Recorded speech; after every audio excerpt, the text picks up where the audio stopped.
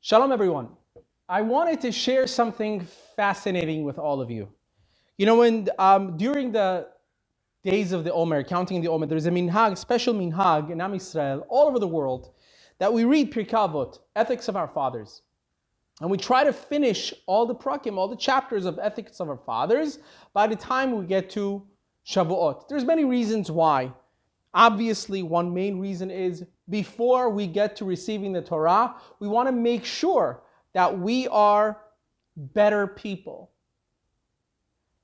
Ethics of Our Fathers, Pirkei Avot, is a series of lessons from our forefathers during the Mishnaic era and even afterwards, from the time of the Second Temple and on. And there's a lot of teachings in there. And I wanted to pinpoint one of them for us for this week's drasha. And I'm not going to say the entire thing, because there's only one part of it that I want to emphasize for this week.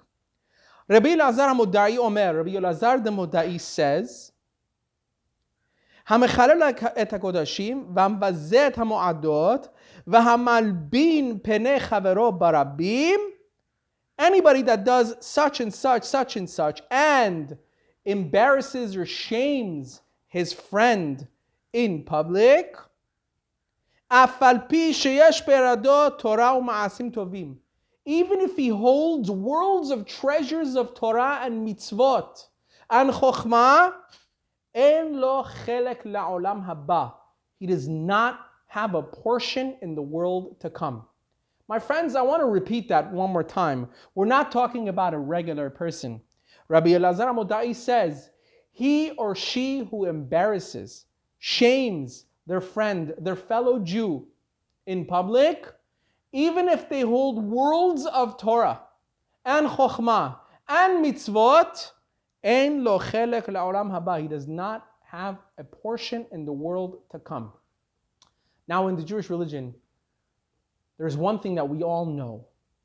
There's one thing that we all talk about. This world is temporary. This world is finite. This life is finite. All we do, every mitzvah that we do in the Torah, is in order to receive that final chelek, that final portion in the olam haba. It takes a lot for a person, after all the mitzvot, after all the Torah, to lose that special portion. I want to tell you a story about a rabbi that lived in Yerushalayim by the name of Rabbi Avram Genechovsky. Rabbi Avram was a very special Jew. He was the head of a yeshiva in Yerushalayim. And as those of you that have gone to yeshiva know and understand, that in a yeshiva we have something called chavrutot. Chavruta is a learning partner. In the yeshiva world, if you're going to learn any Torah, you must have a learning partner. It's not enough just to have classes and be in a class in a shiur and learn lessons and get lessons by the rabbi, but before and after, for hours and on, you have chavrutas. Sometimes you have one chavruta the entire day. Sometimes you have different chavrutas for different things, different subjects that you're going to learn. And sometimes, a lot of times, the main rabbis, the heads of yeshivas, also have chavrutas with students. Even though they're not in their caliber, they might be learning with other people in their own status and in their own height of learning, but at the same time, they do have set times where they learn with individual students that sometimes might need extra help or they enjoy learning with. Rabbi Avram had such a chavruta. And this chavruta was a young man from the yeshiva, and their set time for chavruta learning was on Friday nights. As we know, many of us think that Hashem gave us Shabbat and Fridays for ta'anug, right? To rest and enjoy. But the Chachamim tell us there is no enjoyment in the Torah like learning Torah itself. God gave us Shabbat so that we can actually dwell in His tent of Torah and learn more and get closer to Him. So, many rabbis in the world take the opportunity on Friday nights. They don't even go to sleep. They learn all night. And Shabbat afternoons, forget about going to bed. Right after lunch, they're learning. Many Chachamim have been known to stay up all night on Friday nights. And Rabbi Avram was one of those. He used to learn right after dinner. He had his chavruta come to his home, a young man, and they would learn together until wee hours of midnight. One such Friday night, this boy comes, and out of the confusion, and he was in his own thoughts, he comes to the door of Rav Avraham, and on Friday night, on Shabbat, rings the bell. Now imagine, you're going to the dean of your yeshiva's home, your Rosh Yeshiva, a person that you look up to so much, and you're sure that if he learns with you, he thinks the world of you. Now, obviously, you're Shomer Shabbat, you're Shomer Mitzvot, yes, you're in yeshiva, right? And there are things that are unspoken. Obviously, you don't ring the bell of the rabbi on a Friday night. But by mistake, his thoughts were somewhere else, and he rings the bell. Now he's so ashamed. Standing behind the door, he doesn't know what to do. If the rabbi opens the door and he sees him there and he rang the bell, what is he going to think? He's going to think he's an imbecile. What is he doing on a Friday night? Ringing the bell to come in? You knock the door. He doesn't know what to do. He's so ashamed. He can't run away. He just wanted the ground to open up and swallow him whole. No one opens the door. He listens in. No one's coming. So he starts knocking. He knocks and he knocks. Few minutes pass, 5-6 minutes pass, and finally, a sleepy, drowsy Rav Avraham opens the door with his pajamas on. And he says, I am so sorry. I had totally forgotten that we had this learning session together and we all went to bed. I'm really sorry. Please come inside. Give me a moment to go and change. It's a good thing you knocked so hard. You woke me up. I didn't even hear you knocking in the beginning. Lucky kid. As a ness, a miracle that happened to him that night, the rabbi had gone to bed. Or had he?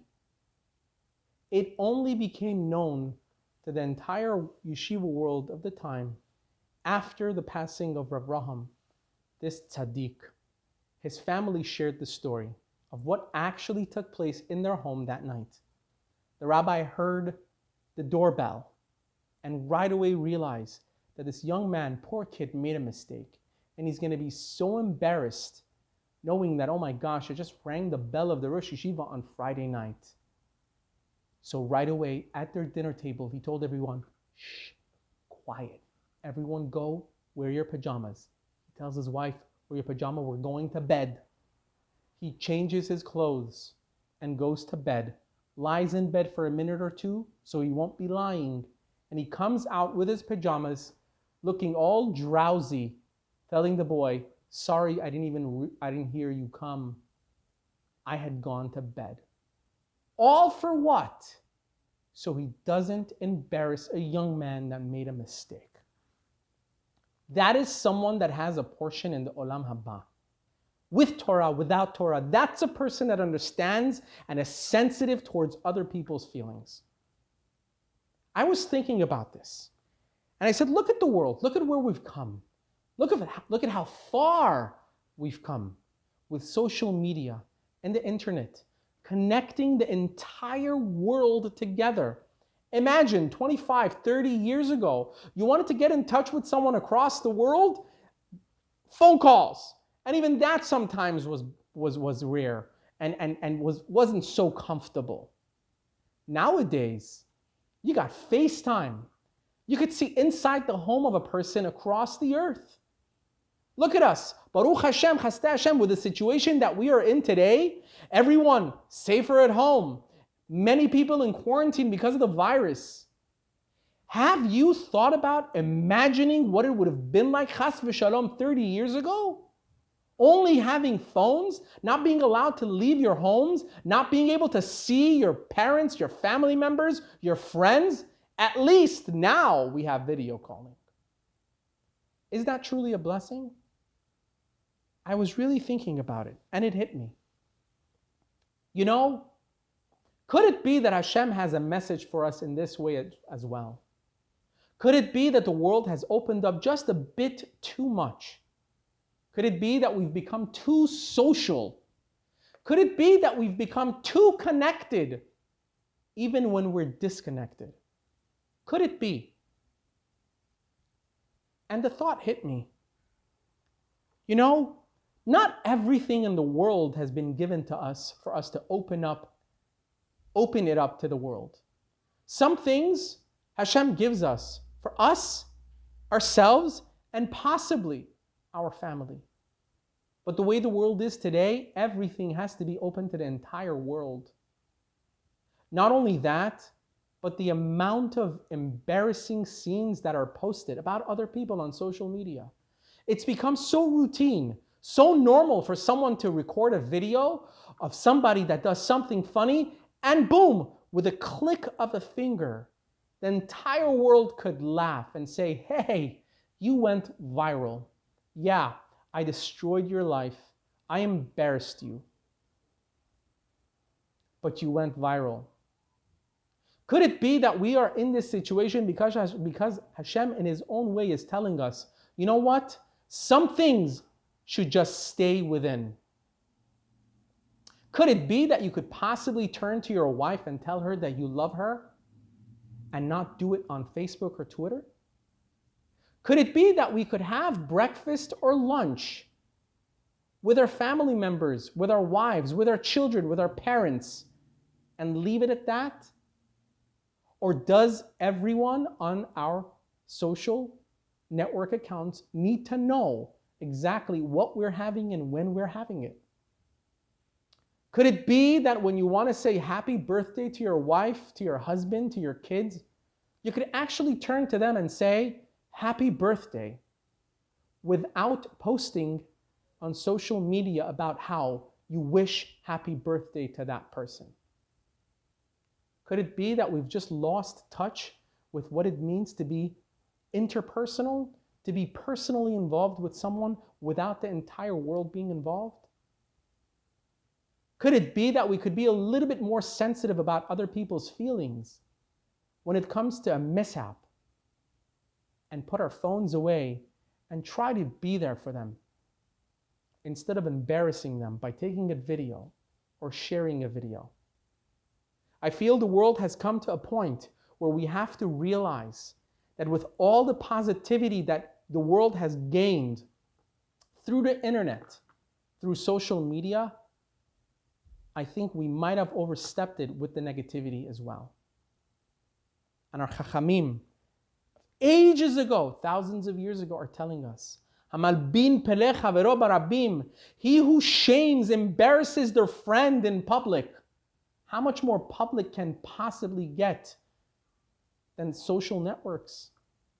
He who shames someone, en lo chelek laolam haba.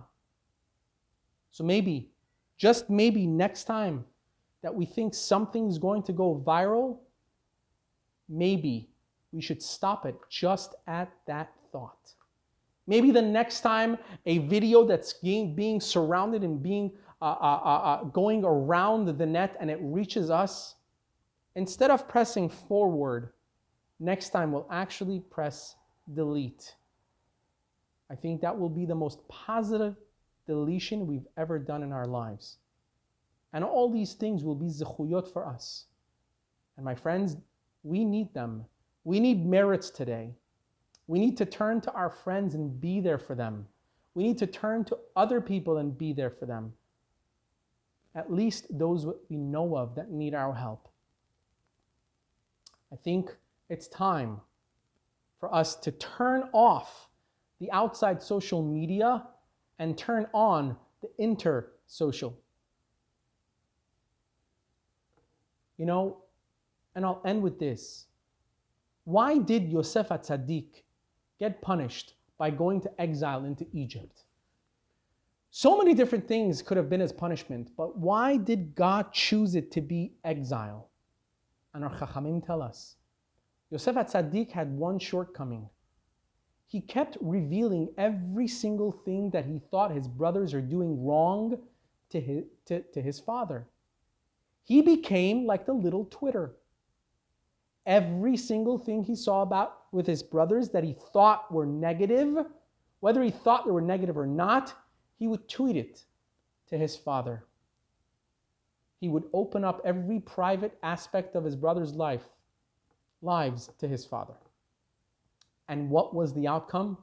God sent Yosef HaTzadik to exile to learn a lesson. You know what the word for opening up and revealing in Hebrew is? Galui. Galui means to reveal.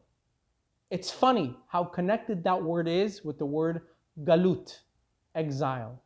It's closed. He who likes to reveal things, midah keneged midah, measure for measure, he needs to go to galut, to be exiled, to be alone. You like revealing other people's secrets? Try living alone for a while with no connection with the people that you love and you care for. And Yosef HaTzadik really learned that lesson, but it came the hard way. And after all, he is called Tzaddik because he learned his lesson. Let us learn the lesson as well. Let us think before we share. Let us care. Let us not embarrass another person. And try to make sure that the next time that opportunity comes up, think twice before we share that viral video. Have a wonderful day and Shabbat Shalom.